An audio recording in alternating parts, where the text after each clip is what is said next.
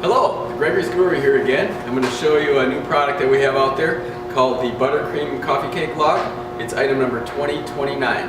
It's a very versatile product. What it is, it's sweet dough, and it comes 18 pack frozen, and we fill it with buttercream. So the first thing I'm going to show you, we're going to make some just some coffee cake, little rolls out of it, individual rolls. I'm going to cut it into 5 or 6 pieces. You cut it 5 times. We get 6 rolls out of it. Now, you can do it several different ways. I'm going to make some peanut rolls, so after you've cut it, you're just going to dip it in the peanuts here, and then they're just going to go right onto the sheet pans like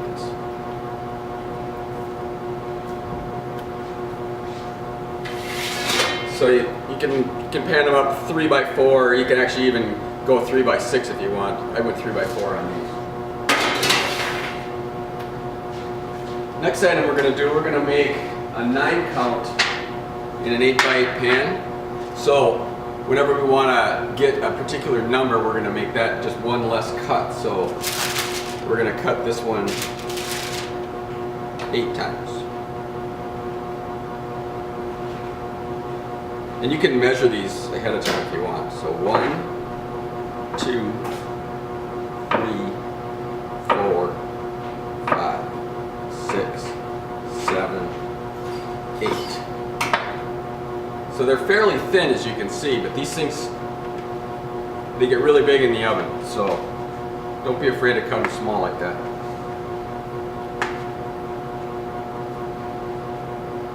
We're just going to arrange them like that.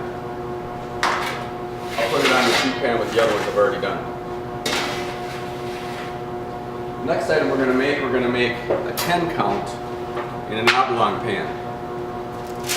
So we're going to cut it 9 times. It's a little bit thinner. So this one's just under a 1/2 inch.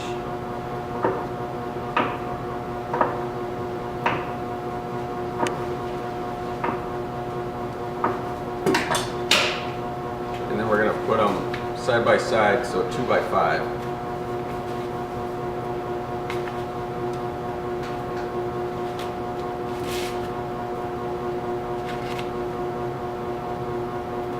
So like I said, they're a little under 1/2 inch. You can see them like this. One thing to keep in mind with this product is it does come frozen, and you want to take it out the day you're going to work with it and let it sit about 30 minutes before you start working with it. You want it to still be a little bit firm, but not so frozen that you can't work with it. If you get it too soft, it's a little sticky to work with, so just FYI. Now there's a few different kinds of bakeable pans you can use. You saw here I used a foil pan. There's also a paper type line product that can be used as well. You'll notice we aren't filling these right away. We're going to actually stick them in the proof box before we do it. Alright, this next item is going to be a round coffee cake. That's actually going to be 8 pieces. So we're going to cut through this. I actually like to use the bench knife a little better. We're going to cut it 7 times, almost all the way through, but not completely. We want to leave a little bit on the end here to hold the coffee cake together. So 1, 2, 3, 4, 5, 6, and 7. And we're going to pick it up just like this, and we're just going to shingle it around. Now don't be afraid if you don't get it perfect right away, because you can manipulate it. Now this one really jumps in the oven, so you want to kind of get it nice and snug like this. And it's okay if it's a little mushy like this. You can kind of see what it looks like. Alright, you can get about 3 on a pan. So if you're going to do 3, you're going to want to move this one over here. Give it a little bit of space. Now with all of these products, we're not going to proof them real long. About 35 to 40 minutes. They kind of look like they're not ready for the oven, but in reality they jump a lot in the oven, so that's kind of what they look like. Just one last thing I wanted to show you. I took those 6 count rolls and I put them in a cupcake pan, or actually this is a jumbo muffin pan with some fancy liners. It's another way you can sell the individual rolls. Alright, I'll be back in a bit. We're going to put these in the proof box at about 95 to 100 degrees at 85% humidity for about 35 to 40 minutes. Alright, we're back. We had the product in the proof box for 35 minutes, so it's about 35 to 40 minutes in a normal proof box. Every proof box is a little different, but that's kind of what you're looking for. And as I mentioned earlier, they don't really look like they're 100% proof, but they're going to get really big in the oven. So here we have our individual rolls. They're about that size.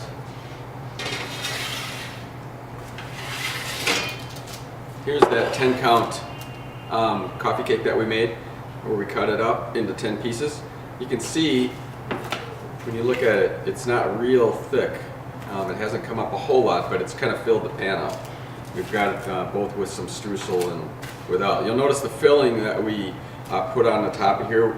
Gregory's has a full line of 12 2-pound bag packs, which works the best for that.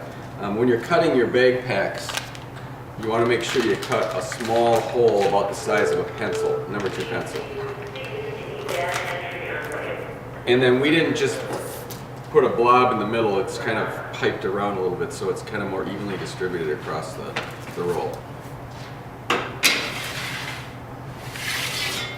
And here's the 9 count in the 8x8 pan.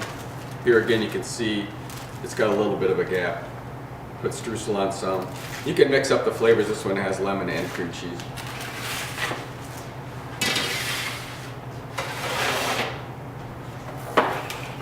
Here's those individual rolls. We put fruit filling and streusel on them that are in the muffin pan.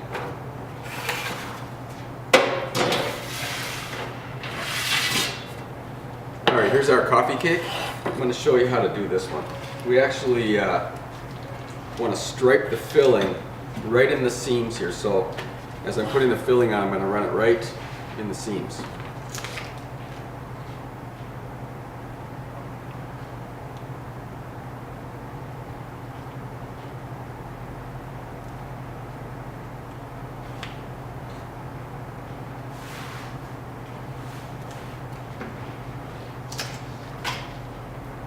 I'm going to change it up here a little bit, put a little cream cheese on there with it. If you remember, I squished it kind of when I put them together, and that's so that it fits into the container. If you don't keep the coffee cake small, it tends to want to flatten out on you a little bit. We're going to put it in this 9-inch by 2-inch container. So you can kind of see the size it is now, and that's going to get to be about that big. Now, not to worry if you don't have the exact right packaging. The coffee cake's easy to manipulate. I've put these in pie boxes before, 8-inch pie boxes.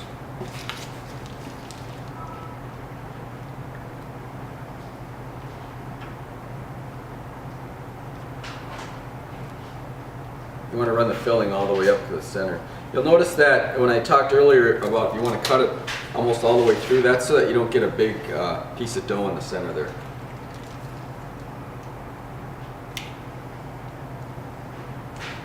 We also have visual method sheets for all these that you can talk to your Gregory's rep and they can bring those out.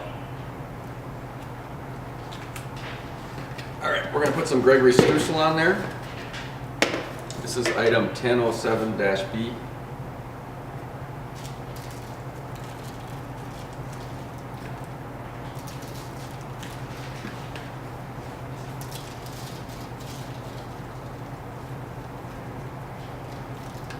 Okay, these are going to go into a 375-degree oven for a conventional oven.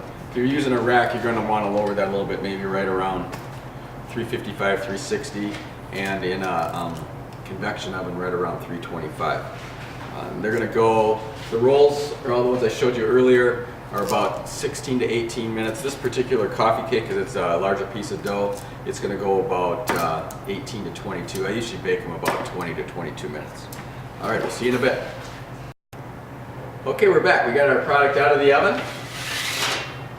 Wanted to show you first our 6-count roll that we made. We've got it both in our muffin cups, and we put them right on the pan like that. We put a little bit of icing on top to dress them up a little bit. And here's our coffee cake. We put it in the 9-inch by 2-inch dome, and here's kind of what it looks like with a little icing on there. You can see you can kind of manipulate this a little bit if you need to If you've got a smaller container, you can get it into an 8-inch container if you need to do that. And then our last product is our 10 count in the oblong pan. Here it is in the container. And our 9 count in the 8x8 foil. As you can see, this product is very versatile and can be done many ways. And there's actually even more. You can use caramel smear on the pan and make a caramel roll out of it. You can do, you know, kind of a scissor cut on it instead of where I cut it into 10 pieces. And we've got these visual method sheets that we can either mail out to you, or you can pull them off our website, and you can share them with your coworkers and whatnot. Ask your sales rep about it. Okay, this is our coffee cake log number 2029. Thanks and goodbye for now.